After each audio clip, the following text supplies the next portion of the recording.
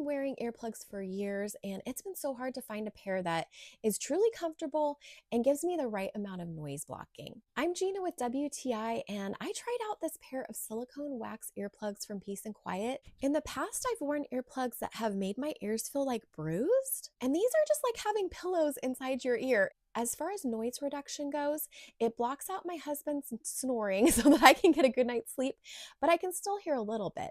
So when my cat starts yowling in the morning to be let out, I can hear that. Now you can split these in half so one pair will go a little bit further. I found that I did need to use the entire plug for my ears. Now to put these in, you're going to soften them first in your hands for about 15 to 20 seconds so that they're pliable.